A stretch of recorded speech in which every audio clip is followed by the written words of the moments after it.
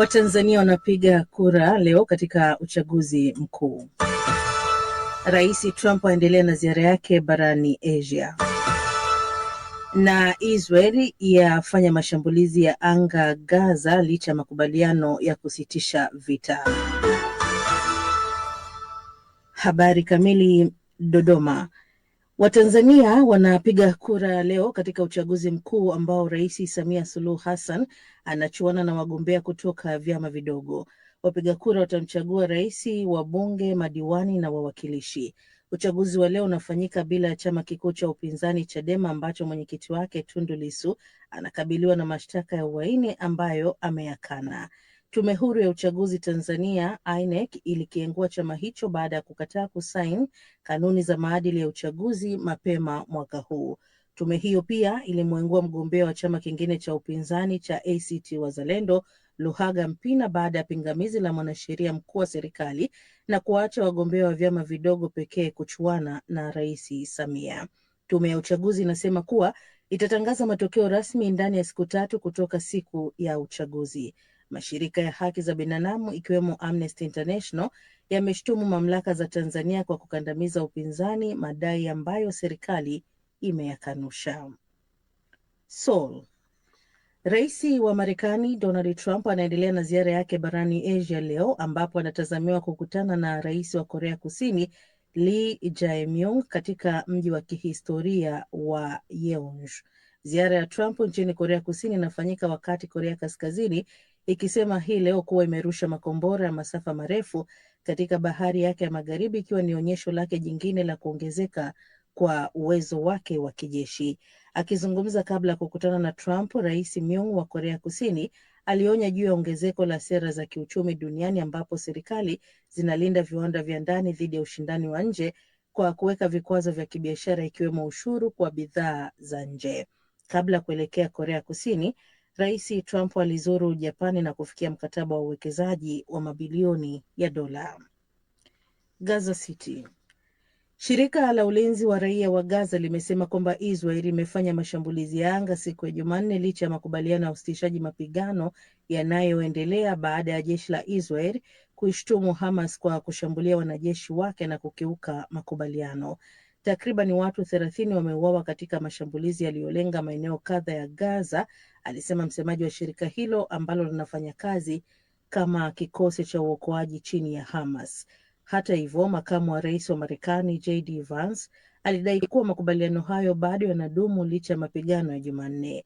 Waziri Mkuu wa Israeli Benjamin Netanyahu aliamuru mashambulizi makali huko Gaza, huku waziri wa ulinzi Israel Katz akishtumu Hamas kwa kushambulia wanajeshi wa Israeli huko Gaza. Hapo jana pia Israeli ilidai kuwaua wanamgambo 3 wa Kipalestina wakati wa operation kaskazini mwa ukingo wa Magharibi. Unaendelea kuisikiliza taarifa ya habari za ulimwengu kutoka DW. Rio de Janeiro.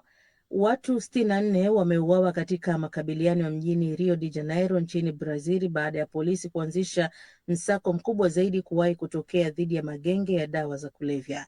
Takriban maafisa 2500 waliokuwa na silaha nzito wakisaidiwa na magari ya kivita, helikopta na ndege zisizo na rubani walishiriki katika operesheni hiyo iliyolilenga genge kuu la ulanguzi wa dawa za kulevya nchini Brazil katika vitongoji viwili maskini kaskazini mwa mji huo. Milio ya risasi ilisikika katika maeneo ya karibu na uwanja wa kimataifa wa ndege, huku moshi mzito ukifuka kutokana na milipuko kadhaa. Wakazi walihangaika kutafuta mahali pa kujificha na maduka yakifunga milango yake. Na hatimaye ni Kingston, Jamaica. Jamaica imekumbwa na kimbunga kikali zaidi cha Melissa kilichoambatana na upepo mkali na mvua kubwa na kuleta uharibifu katika taifa hilo la kisiwa kabla ya kuelekea Cuba. Waziri Mkuu wa Jamaica Andrew Holness alitangaza kisiwa hicho kuwa eneo la maafa, huku mamlaka zikitoa tahadhari kwa wakazi kubaki mahali salama. Mafuriko na maporomoko ya ardhi yameshuhudiwa huku hali ya hewa ikiendelea kuwa ya hatari. Waziri wa serikali Desmond Mackenzie alisema hospitali kadhaa zimeharibiwa ikiwa ni pamoja na katika wilaya ya kusini magharibi ya St Elizabeth, eneo la pwani ambalo alisema limefunikwa na maji. Kimbunga hicho ni kibaya zaidi kuwahi kuikumba Jamaika na kimepiga nchi kavu kwa upepo mkali wa kasi ya kilomita 300 kwa saa. Na huo, msikilizaji, ndio mwisho wa taarifa ya habari za ulimwengu iliyokujia moja kwa moja kutoka idhaa ya Kiswahili ya DW. DW Dunia Yetu Leo Asubuhi.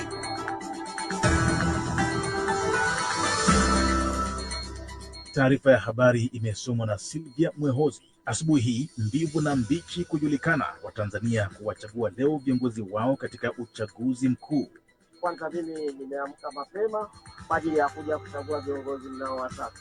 Usijue nipigie chama kipi kura, kwa sababu upinzani sioni. Na tutakupitisha katika baadhi ya maeneo ili kujua hali ilivyo kutoka kwa waandishi wetu. Matangazo haya yanakujia moja kwa moja kupitia channel yetu ya YouTube na ukurasa wa Facebook, tafuta DW Kiswahili. Unaweza pia kutusikiliza kupitia redio mbalimbali wa shirika. Karibu tuandamane hadi tamati. Mimi ni Bruce Amani.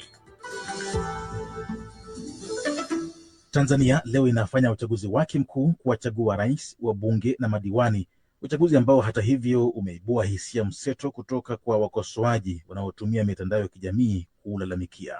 Pamoja na kuwepo wagombea 17 wanaowania nafasi ya urais, hata hivyo mgombea wa chama tawala CCM Samia Suluhu Hassan hakabiliwi na upinzani wowote mkubwa baada ya chama kikuu cha upinzani Chadema kuhususia uchaguzi huo. George Njogopa na mengi zaidi yakimulika hali hiyo nchini humo. Leo imewadia siku ya hukumu kwa wagombea 17 urais kutoka kwa wapiga kura baada ya wagombea hao kutumia siku 61 kuzunguka katika majukwaa ya kampeni kunadi sera zao, ingawa ukweli wa mambo unaonyesha kwamba chama tawala CCM kinatarajia kuvuna idadi kubwa ya kura katika ngazi zote za urais, ubunge na udiwani. Kutokuwepo kwa chama cha upinzani Chadema ambacho kilianzisha kampeni ya bila mabadiliko hakuna uchaguzi, na hivyo kuamua kujiweka kando katika uchaguzi huu kumetoa fursa kwa chama tawala kujimarisha zaidi, licha kwamba kumekuwa na vyama vingine ikiwemo ACT Wazalendo iliyosimamisha wagombea wa ubunge na udiwani katika maeneo yanayotoa upinzani mkubwa kwa chama tawala CCM. Licha ya juhudi zake za kutaka kuwa na mgombea urais katika uchaguzi mkuu, ACT Wazalendo inajikuta ikiingia mikono mitupu baada ya mgombea wake Luhaga Mpina, mwanasiasa mwenye ushawishi katika kanda ya Ziwa, kuinguliwa na mamlaka zinazosimamia uchaguzi huu. Chama cha wananchi CUF ambacho ushawishi wake ulipungua katika miaka hivi karibuni, safari pamoja na kuwa na mgombea urais kinatarajia kuwa na nguvu ya kusaka wabunge na madiwani katika maeneo ya kusini, ikiwemo mikoa ya Lindi na Mtwara, maeneo ambayo bado kina ushawishi. Uchaguzi pia umevikaribisha vyama vingine vya upinzani ambavyo havitaji kujitokeza mara kwa mara katika majukwaa ya kisiasa kabla uchaguzi. Wapiga kura wanateremka katika vituo wakiwa pia na uwanja mpana wa kuchagua wagombea kutoka vyama vingine, ikiwemo Chauma kilichopata msukumo baada ya kuvuna vigogo waliokuwa Chadema. Baadhi ya vyama vingine ni pamoja na CCK, SAU, TLP, NRA, ADA TADEA na NCCR Mageuzi. Kwa mujibu wa Tume Huru ya Taifa ya Uchaguzi INEC, vituo vya kupigia kura vitafunguliwa kuanzia saa 1 asubuhi na kufungwa saa 10 jioni, wakati vituo maalum vya magereza na vyuo vya mafunzi vikifunguliwa saa 2 asubuhi na kufungwa saa 9 alasiri. Mwenyekiti wa INEC Jaji Jacobs Mwambegele amesema wapiga kura wanapaswa kuondoka katika vituo vya kupigia kura mara tu baada ya kumaliza kupiga kura zao. Zoezi la upigaji kura litaendelea hadi wapiga kura wote watakapomalizika. Wakati huo uchaguzi huu unafanyika huku kukiwa na hali ya kugawika miongoni mwa wapiga kura kutokana na kile kinachoendelea kushuhudiwa, ikiwemo kuhususiwa kwa chama kikuu cha upinzani Chadema. Baadhi ya wapiga kura wanasema wanayo haki ya kujitokeza vituoni kutimiza haki yao ya kikatiba, lakini kwa upande mwingine wakielezea matarajio yao kuhusu hatua hii ya leo, wanasema kwamba kampeni zilikuwa ni upande mmoja tu, kwamba hakuna kama kusema kuna upinzani. Kiukweli hawana hamasa kwenye huu uchaguzi, ni kama vile wamekata tamaa kabisa, kwa sababu watu wao wanaohitaji kuwachagua hawapo. Mchambuzi wa masuala ya kisiasa Sayuni Ndungula anasema anaamini kwamba wapiga kura wanayo fursa kupima juu ya mwelekeo halisi wa taifa wakati wa uchaguzi. Mimi na maono yangu ni kwamba hali imetulia na nadhani kwamba ila ninachokiona ni kwamba uchaguzi utakuwa mzuri na uchaguzi utakuwa wa amani. Kwa mujibu wa INEC, mshindi wa urais atatangazwa ndani ya saa 72 baada ya kukamilika kwa upigaji kura, huku ikiahidi uwazi na uadilifu katika shughuli nzima. Mbali na hilo, wagombea 1700 ndio wanaoshindania nafasi ya bunge katika majimbo 264. Kutoka Dar es Salaam ni George Njogopa wa DW. Naam, tunabaki hapo Dar es Salaam ambapo mwandishi wetu Florence Majani yuko kwenye line ya simu. Florence, kumekucha eh? Kumekucha salama kabisa Bruce. Bila shaka muda mfupi ujao vituo vya kupiga kura vitafunguliwa, na Dar es Salaam ni kitovu cha kibiashara, jiji lenye shughuli nyingi sana. Tangu jana hali imekuwaje? Hali katika jiji la Dar es Salaam ilikuwa niseme ni ya mishemishe kama wanavyosema Waswahili wa hapa Dar es Salaam. Watu walikuwa katika harakati za kununua bidhaa. Maduka mengi makubwa kama supermarket pamoja na maeneo ya masoko pamoja na mabucha ya nyama yalikuwa na msururu mkubwa wa watu ambao walikuwa wananunua bidhaa. Wananunua bidhaa muhimu za nyumbani kama mkate, maziwa, sukari, viberiti kwa ajili ya huduma za leo. Kwa maana ya kwamba wengi walikuwa wanadhani kwamba katika shughuli za leo, tukio kubwa la leo la upigaji kura, huenda wasipate nafasi ya kununua bidhaa muhimu. Huo ni upande wa kibiashara, lakini vipi upande wa usalama mitaani ukipita hali koje? Polisi hapa na pale walionekana, polisi wa kutuliza ghasia katika maeneo muhimu hasa ya starehe, hasa ya serikali na katika barabara kubwa. Kulionekana doria hizo, polisi wakiwa wamesimama, lakini hawakuonekana kwamba wanamshambulia mtu ama raia wanamshambulia polisi. Polisi walikuwa wamesimama wakiwa wanatekeleza kile alichokisema msemaji wa jeshi la polisi David Misime jana, akisema kwamba wanaimarisha ulinzi. Tanzania ni moja ya nchi ambazo umma wake unasikika sana kwenye mitandao ya kijamii. Hali ikoje kwa sasa kwa upande huo wa mawasiliano? Mawasiliano kwa kweli kumekuwa kuna changamoto kubwa ambayo inalalamikiwa na wengi ni kutotumika vizuri ama kutopatikana kwa mtandao wa X, mtandao wa TikTok, pamoja na message pia kuchelewa kwenda katika baadhi ya magrupu ya makundi ya WhatsApp. Kwa hiyo hilo pia limeanza kuzua kidogo taharuki na maswali. Hatujui itakuwaje baadaye katika upatikanaji wa mitandao hii ambayo kimsingi Bruce unaelewa kwamba tunaitegemea sana katika kupashana taarifa katika kizazi hiki cha dijitali.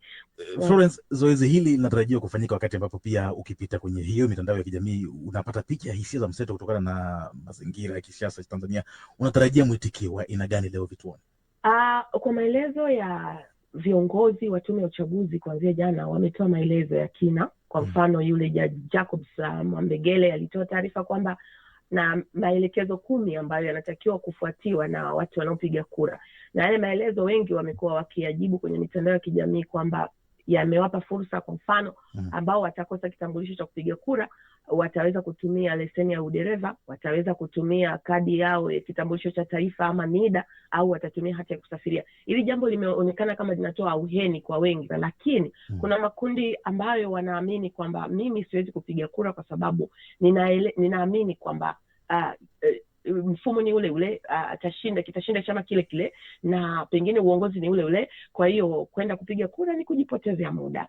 Na kuna kundi ambalo wanaamini kwamba mimi ni lazima nikapige kura kwa sababu ni haki yangu ya kikatiba na nimekuwa nikipiga kura, na mwingine anaona natamani hii ni mara yangu ya kwanza. Kuna wale wapiga kura wapya, na kundi la tatu ni wale wenye hofu, wamegubikwa tu na hofu kwamba wanaamini wakienda kupiga kura, wakitoka nje huenda kukatokea vurugu za hapa na pale. Asante sana Florence, tutazungumza tena baadaye kujua mambo yanakwendaje huko. Hii ni Dunia Yetu leo asubuhi kutoka DW Bonn, ambapo tunaendelea kukuletea ripoti na uchambuzi kuhusu uchaguzi mkuu wa Tanzania. Leo ni siku ambayo Wazanzibari wengi wamekuwa wakiisubiri kwa hamu baada ya kumalizika kwa kampeni zilizofanyika majukwani, majumbani na katika mikusanyiko ya watu. Sasa wananchi wanakwenda kufanya uamuzi muhimu wa nani atakayekuwa kiongozi wao kwa miaka 5 ijayo. Mwandishi wetu Salma Said anatuletea taarifa kamili kuhusu shughuli hiyo. Leo Oktoba 29 asubuhi, Watanzania wanamiminika katika vituo mbalimbali vya kupigia kura kumchagua rais wa Jamhuri ya Muungano wa Tanzania, wabunge na madiwani. Wakati huo huo, Wazanzibari watapiga kura kumchagua rais wa Muungano Zanzibar, wawakilishi, wabunge na madiwani. Baadhi ya viongozi katika uchaguzi huu wa 7 tangu kuanza tena mfumo wa vyama vingi wanatetea nafasi zao, huku wengine wakijaribu bahati yao kwa mara ya kwanza katika kinyang'anyiro hiki cha kisiasa. Uchaguzi wa mwaka huu unaangaliwa kwa jicho la kipekee kutokana na hamasa kubwa ya wananchi na ushindani mkali kati ya wagombea wakuu wawili, Dr. Hussein Mwinyi wa CCM anayewania muhula wake wa pili na Othman Masoud wa ACT Wazalendo, mwanasheria kitaaluma anayejitosa kwa mara ya kwanza kugombea nafasi ya juu ya uongozi wa nchi. Swali kuu ni wananchi wana matarajio gani katika kura hii ya kihistoria? Haya, kwa jina ni Muhammad Ali Othman, mkazi wa Masingini. Kwa tuna matarajio makubwa ya kushinda kwa kura tutakazomchagua mgombea wetu Haji Pandu na Kafo. Nimejipanga kwa kwenda kupiga kura asubuhi mapema na kurudi kwenye biashara yetu. Matarajio yangu ndo napiga kura na tumpate rais, tuongoze uzuri. Hali ya kwa kweli katika uchaguzi huu alhamdulillahi ni shwari kabisa, wala mtu asiogope wala sitie hofu. Ni tofauti kabisa na nyuma tulivyozoea.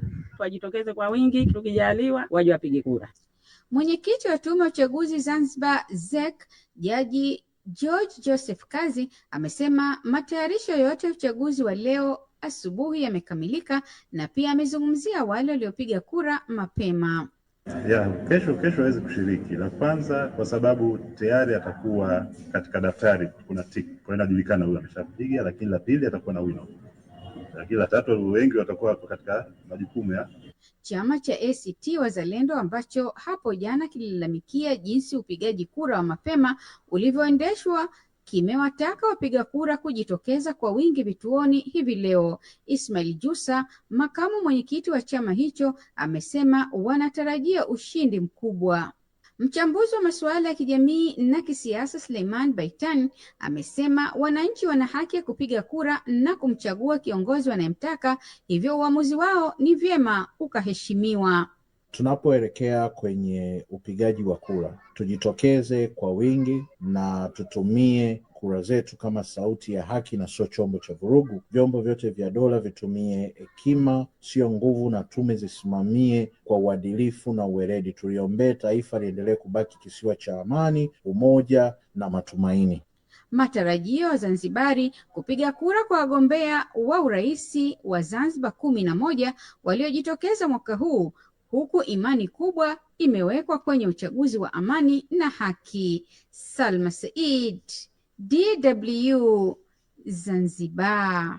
Tunasalia huko visiwani Zanzibar, na kama ulivyowasikia Wazanzibari na matarajio yao katika uchaguzi wa leo.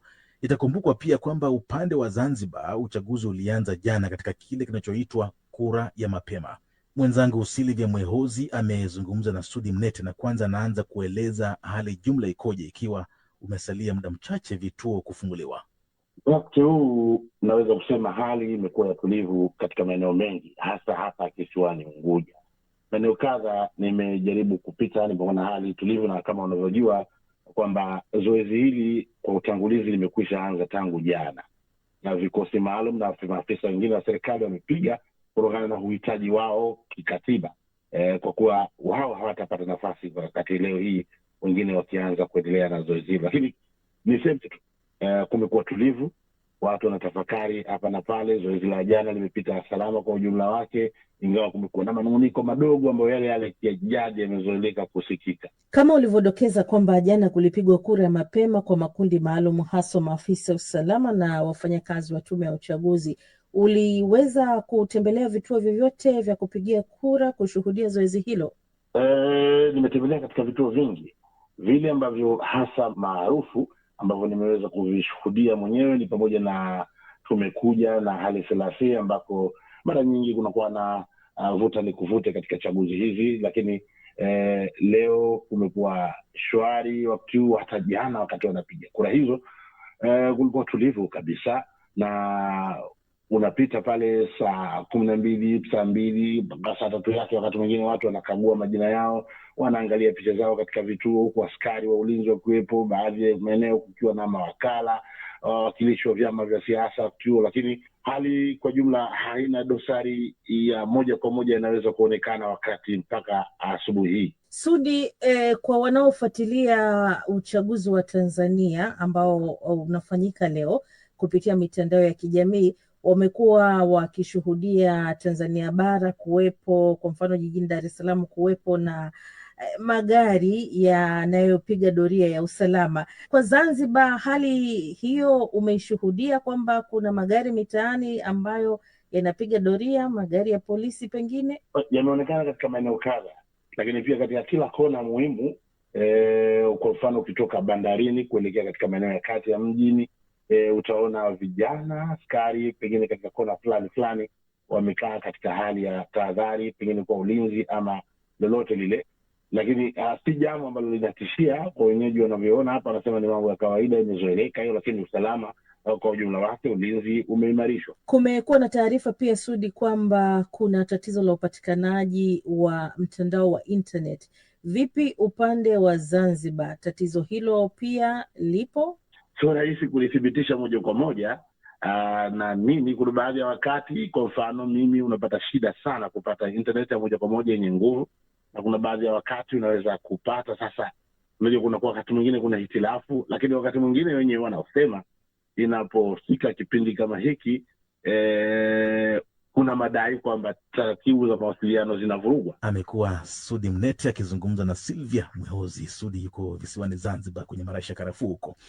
Tuelekee sasa makao makuu ya serikali jijini Dodoma, ambapo mwandishi wetu Doto Bulendu amekita kambi huko kufuatilia zoezi hili. Nimezungumza naye kwa njia ya simu na kwanza anaeleza hali jumla kwa wakati huu.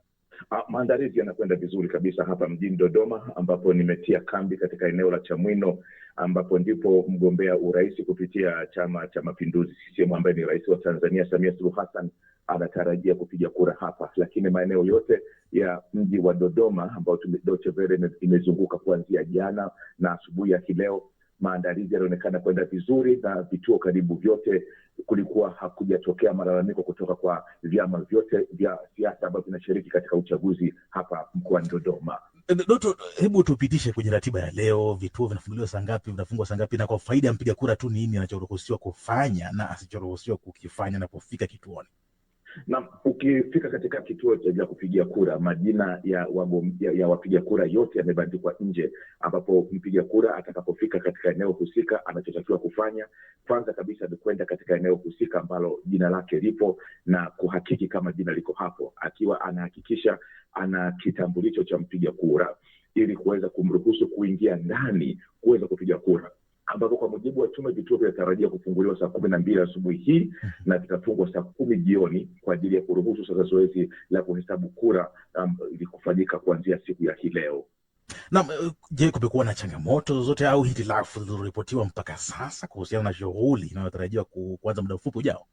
Hakujawa na hitilafu zozote hapa mjini Dodoma ambazo zimeripotiwa, si tu na waangalizi wa uchaguzi, wapiga kura watarajiwa wenyewe ambao wanatarajia kuanza kupiga kura alfajiri hii, pamoja na wagombea wa vyama vya kisiasa wote. Hakuna mpaka kisasa, mpaka tunakwenda mitamboni asubuhi hii, hakujawa na malalamiko yoyote ambayo yameripotiwa, hali ambayo inaarifu kwamba asubuhi hii mambo yameanza bila kuwa na malalamiko kutoka pande zote za uhusika wa uchaguzi wa hii leo hapa Tanzania. Je, matokeo ya awali yanatarajiwa kuanza kutolewa wakati gani? Tume imesema lolote?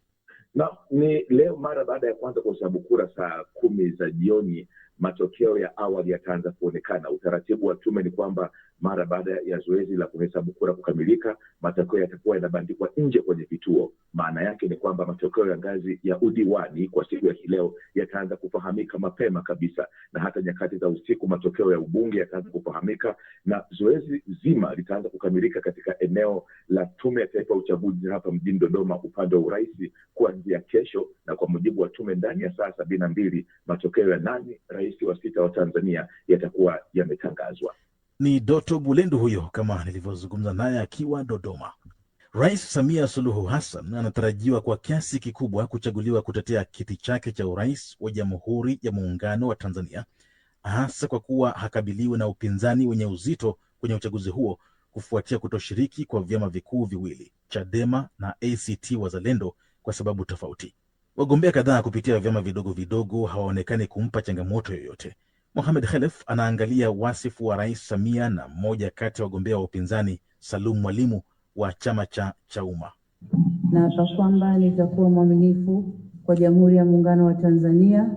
Mimi Samia Suluhu Hassan naapa kwamba nitatenda kazi zangu za urais. Mama wa watoto wanne, mzaliwa wa Zanzibar na mwanasiasa aliyeingia kwenye ulingo wa siasa akitokea makundi ya asasi za kijamii, Samia alishika nafasi ya urais mnamo mwezi Machi 2021 kufuatia kifo cha mtangulizi wake John Magufuli ambaye alikuwa makamu wake kwa kipindi cha miaka 5 ya awali. Mwenyekiti huyo wa chama kinachotawala CCM ana umri wa miaka 65, akiwa amesomea uchumi katika ngazi ya shahada ya uzamili kutoka chuo kikuu cha Mzumbe nchini Tanzania na chuo kikuu cha Southern New Hampshire nchini Marekani.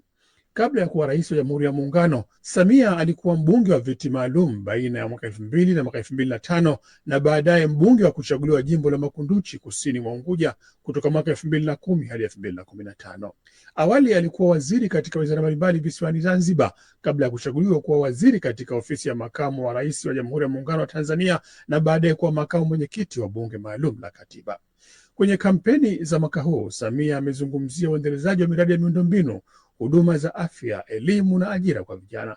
Rais huyo ambaye awali alipoingia madarakani alikuwa ameanza kuijengea sifa ya kurejesha nchi kwenye maridhiano ya kisiasa, ameahidi pia kuendeleza mchakato huo na pia kuanzisha utaratibu wa katiba mpya. Vile vile tukiongozwa na falsafa ya R4, tutaendeleza mashauriano na wadau wa siasa, taasisi za kiraia na sekta binafsi kwa kuunda tume ya kuanzisha mazungumzo ya maridhiano na upatanishi na kuandaa mazingira ya kuanza kwa mchakato wa katiba mpya. Kwa upande mwingine, kuna Salim Mwalimu wa chama cha Umma, kijana mwenye umri wa miaka 46, mzaliwa pia wa Zanzibar. Mimi ni kijana wa Kitanzania na bahati nzuri nimekuwa katika mazingira ya kawaida kabisa ya vijana wengi katika nchi tunaoishi. Sijatoka kwenye familia ya kitajiri au familia ya wanasiasa wakubwa walio kushika madaraka makubwa. Kwa sasa Mwalimu ndiye mkuu wa chama hicho akitokea chama kikuu cha upinzani Chadema ambacho hakishiriki uchaguzi huo. Kwenye uchaguzi wa mwaka 2020, Salum Mwalimu alisema kama mgombea mwenza wa Tundu Lissu aliwania urais kupitia Chadema ambacho yeye alikuwa naibu katibu mkuu. Salum Mwalimu ambaye kitaaluma ni mwanahabari amekuwa kwenye siasa za upinzani kwa miaka mingi kidogo. Mwaka 2015 aliwania ubunge wa jimbo la Kikwajuni kisiwani Unguja, mwaka 2018 ubunge jimbo la Kinondoni jijini Dar es Salaam na mote kupitia Chadema na mote alishindwa.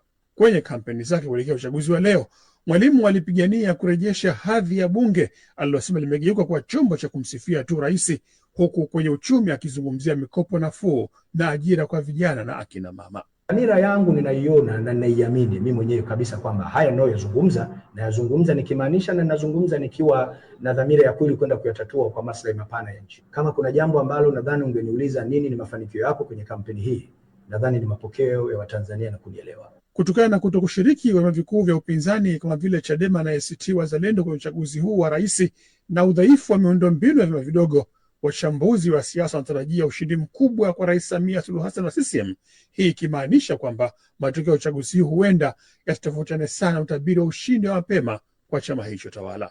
Ni Mohamed Khalef huyo. Baada ya kusikia wasifu wa wagombea hao, sasa tusikie na sauti za wananchi kutoka maeneo mbalimbali ya Tanzania kujua wanasemaje kuhusu uchaguzi huu unaofanyika leo.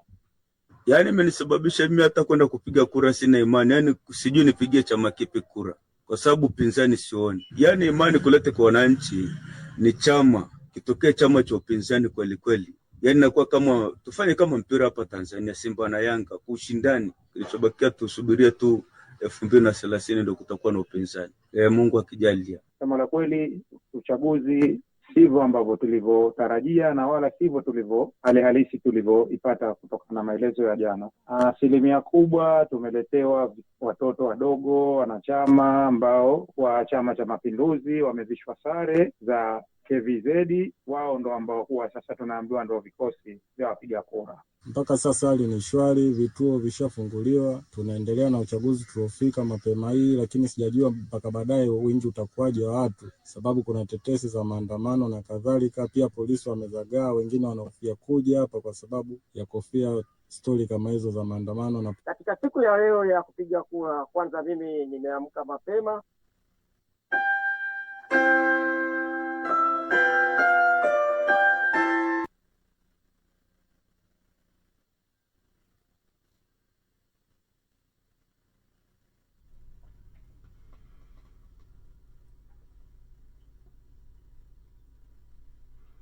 Ndio hali ambayo inajitokeza, msikilizaji. Tanzania inaelekea debeni hivi leo, na Wengi wanasema kwamba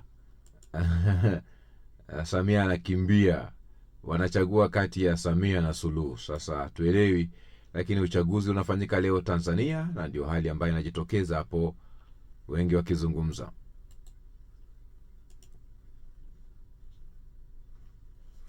Basi moja kwa moja, asante sana Bruce Amani katika hatua hiyo. Sasa hivi chukua fursa nzuri tu ya kuelekeza msikilizaji moja kwa moja kupokea kiziba mkonga iwapo la mno alipo. Basi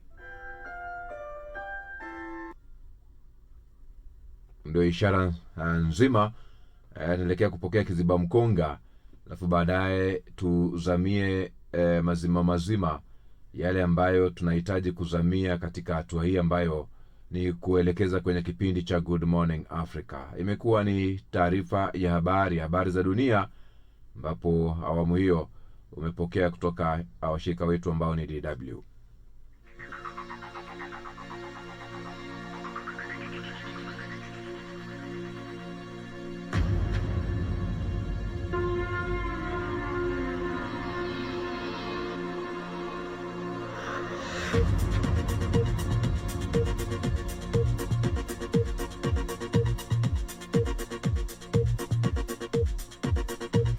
Kiziba mkonga cha sasa. Pamoja na kwamba ndoa inapaswa kuwa chanzo cha baraka na furaha, kuna vitu ukikosea ndoa hiyo inakuwa chanzo cha kukufilisi kila ulichonacho. Itaua vipawa vyako, itaua talanta yako, na wakati wote itamaliza baraka zako zote, uishie kujuta kila siku. Anayenielewa basi amenielewa. Na hicho ndicho kiziba mkonga cha sasa.